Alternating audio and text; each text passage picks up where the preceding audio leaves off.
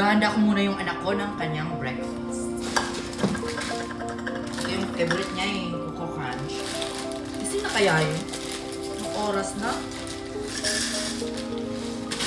Wait lang, tumulong ko.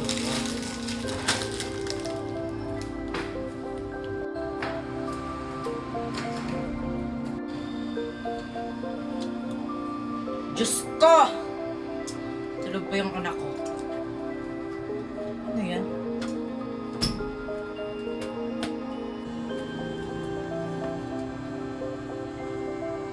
Ano to? Pangit.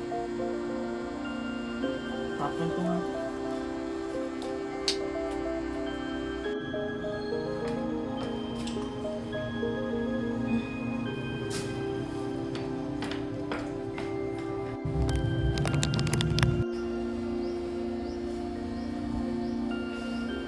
Teka, anong oras na? Ang init naman. Teka, asan yung buti ko?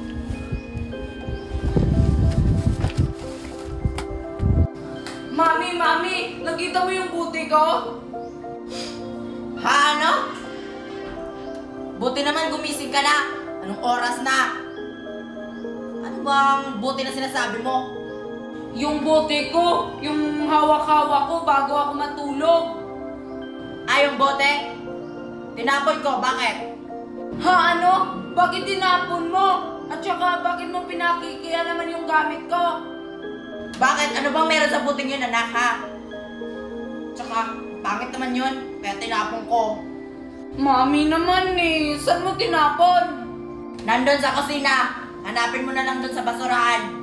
Dun ko tinapon. Ito talagang si Mami. Ano kayang meron sa buting yun? Bakit hinahanap ng anak ko? Tinapon ko na nga kasi ang tsaka. Hindi naman siguro yun gamit. Jenny, asan ka na? Asan kaya yung buti ko? Ay, ayun.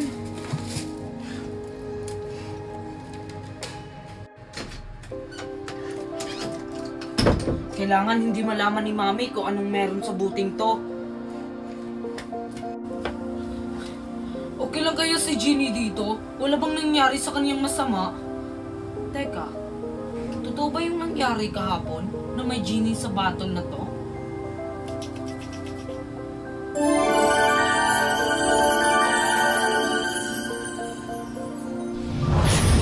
Bakit niyo ako pinatawag, Panginoon? Hala, totoo nga! Akala ko panaginip lang yung lahat. Totoo iyon, Panginoon. May hihilingin ka na ba, Panginoon? Hindi ko pa alam, Ginny kung anong una kong hihilingin sa'yo. Nalilito kasi ako. Humiling ka na sa akin, Panginoon. Hilingin mo yung mga bagay na hindi mo pa naranasan sa iyong buhay. Ano naman ang hihilingin ko? May cellphone na ako, may pera na kami, may kotse na kami, may bahay na kami. Tapos, ay, kakasira na pala ng cellphone ko. Yun na lang ang hihilingin ko. Bakit cellphone, Panginoon? Sa kay dami-dami ng mga bagay, bakit cellphone pa ang iyong hilingin sa akin? Kasi parang hindi na ako bibigyan ni Mami ng cellphone. Kasi parati na lang ako nasisiraan ng cellphone. Kaya yan na lang yung wish ko. Sure ka na ba sa iyong hihilingin sa akin, Panginoon? Baka magbago ang iyong isip. Sure na ako, Ginny. Yan yung unang wish ko. Sige, banggitin mo yung sasabihin ko. Dapat mauna ka sa I wish bago ka humiling. Ginny, I wish magkaroon ako ng cellphone. Yung bago, yung mamahalin. Sige, Master. Ang iyong unang hiling, aking tutuparin. Cellphone. Cellphone, cellphone. Ayan na, Master, ang iyong cellphone. May bago na akong cellphone. Tsaka iPhone pa. Thank you, Ginny. Dalawa na lang ang natitira mong kahilingan, Panginoon. Dalawa na lang? Ano kayang susunod na hihilingin? Magwi-wish ka pa ba, Panginoon? May natitira ka pang dalawa. Hindi, Ginny. Pag-iisipan ko pa. Sige, Ginny. Bumalik ka muna sa bote. Sige, Master. See you soon.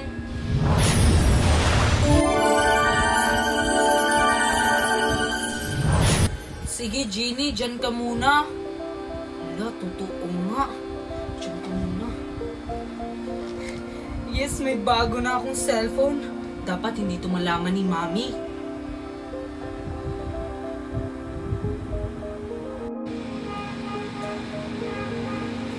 Queenie, naaalala mo pa ba yung pumunta tayo sa bukid? Abay, oo naman, Marian. May nakita tayong matanda. Tsaka na matandang yun, may dala pang bote. Para siyang naglalasing. Binigyan pa talaga tayo ng laman ng tanduay. Diyos ko, kaya nga tinapon ko eh. Nakapunta kaya si Joshua dun sa bukid ng lolo niya? Nakakuha kaya siya ng mga prutas? Hindi siguro. Baka umuwi na yun pag uwi natin kahapon. Hindi ko alam, Queenie. Ano kayang meron sa buting yun, yung binigay ng matandang yun? Ang creepy niya. Nagtataka nga ako, Marian eh. Sa dinami-dami ng mga bagay. Bakit bote pa talaga yung binigay ni Lola? At saka, paano napunta yung matandang yun dun sa bukid? Baka mangkukulam yun. Siguro, sa mukha ng matandang yun. Kung pumunta kaya tayo sa bahay niya na Joshua, tingnan natin kung dinala ba ni Joshua yung boteng binigay ng matandang yun. Tara, para makasigurado tayo.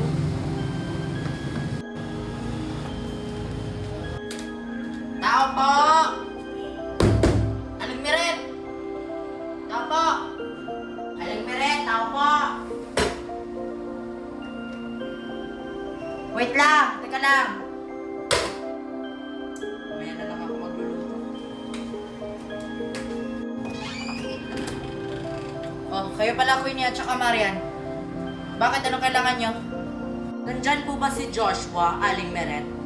Gusto lang sana namin siyang makausap, Aling Meret. Saglit lang naman. Sige. Diyan muna kayo sa labas maghintay. Pupuntahan ko muna siya sa kwarto niya. Parang natutulog. Diyan lang kayo, ah. Sige po, Aling Meret.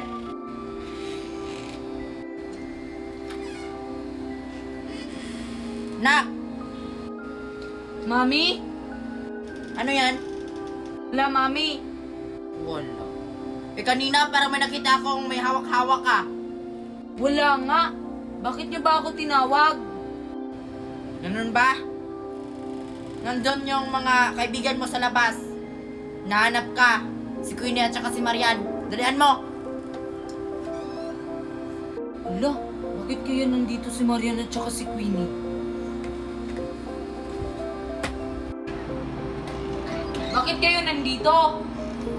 Bakit? Masama ba? Hindi naman. Bakit? Ano ba yung kailangan nyo? Dala-dala mo pa ba yung bote? Siguro dinala mo, Joshua, no? Yung boteng binigay ni Lola, yung tsaka na bote. Hindi, tinapon ko na. Diba sabi nyo itapon ko, kaya tinapon ko na. Totoo? Baka nabibiro ka lang, ha? Baka hindi mo tinapon, baka dinala mo dyan sa kwarto mo. Bakit ko naman dadalhin yon? At saka ano bang meron sa buting yon? Bakit pinag-iinitan nyo? Wala lang, napaisip lang kami. Iba kasi yung kutob namin, yung matandang yun. Oo nga, nagtataka kaming dalawa ni Marian kung anong meron dun sa matandang yon. Bakit siya nakapunta dun sa gubat? Wala namang kabay-bahay dun. At saka, para siyang mangkukulam. Napakabait kaya ni Lola. Huwag nga kayong ganyan. Di tayo nakakasiguro, Joshua. Paano kung pumunta yung matanda dito? At saka, kukulamin niya tayong lahat. Hindi naman siguro magagawa ni Lola yon. Umalis na nga kayong dalawa dito. Pag nakita namin yung botin, ha? Baka dinala mo. Babasagin talaga namin. Tara na nga, Marian. Ay, salamat. Umuwi na sila. Queenie, parang may tinatago talaga si Joshua, no? Para nga, Marian. May kutob rin ako. Kailangan malaman natin yon. Bukas dapat malaman natin. Total, papasok naman siya sa school. Tara na nga.